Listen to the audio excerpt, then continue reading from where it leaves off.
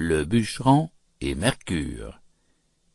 Fable numéro 1 du livre 5e des Fables de La Fontaine. Un enregistrement de Jean Lambert pour LibriVox.org. Le bûcheron et Mercure. Votre goût a servi de règle à mon ouvrage. J'ai tenté les moyens d'acquérir son suffrage.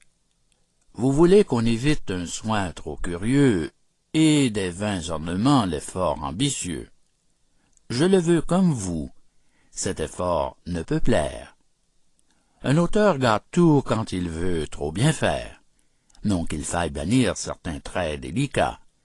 Vous les aimez, ces traits, et je ne les hais pas. Quant au principal but qu'Ésope se propose, j'y tombe au moins mal que je puis. Enfin, si dans ces vers je ne plais ni n'instruis, il ne tient pas à moi, c'est toujours quelque chose.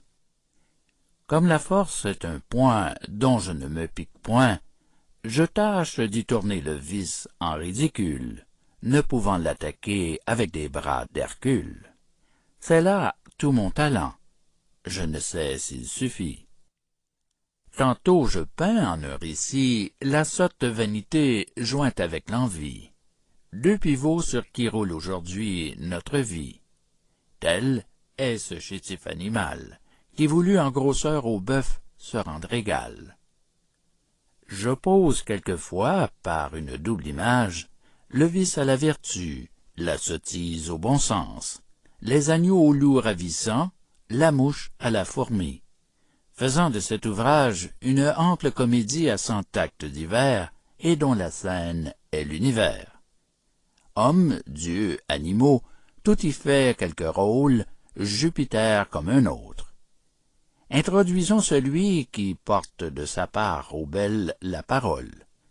Ce n'est pas de cela qu'il s'agit aujourd'hui.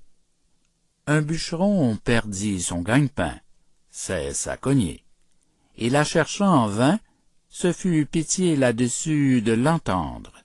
Il n'avait pas des outils à revendre. Sur celui-ci roulait tout son avoir. Ne sachant donc où mettre son espoir, sa face était de pleurs toute baignée. « Ô ma cognée, ô ma pauvre cognée !» s'écria-t-il. « Jupiter, rends-la-moi, je tiendrai l'être encore un coup de toi. » Sa plainte fut de l'Olympe entendue. Mercure vient.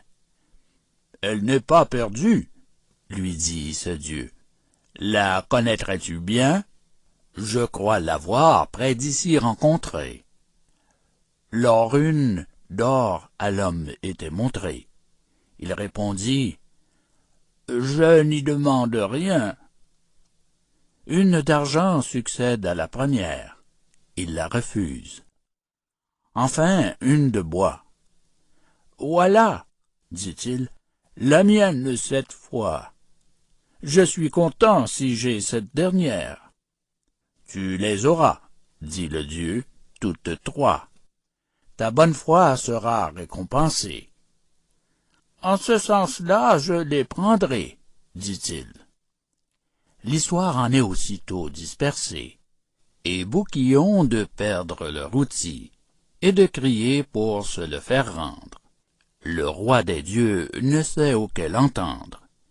Son fils Mercure au criard vient encore. À chacun d'eux il en montre une d'or. Chacun eût cru passer pour une bête de ne pas dire aussitôt « La voilà !» Mercure, au lieu de donner celle-là, leur en décharge un grand coup sur la tête. Ne point mentir, être content du sien, c'est le plus sûr. Cependant on s'occupe à dire faux pour attraper du bien. Que sert cela?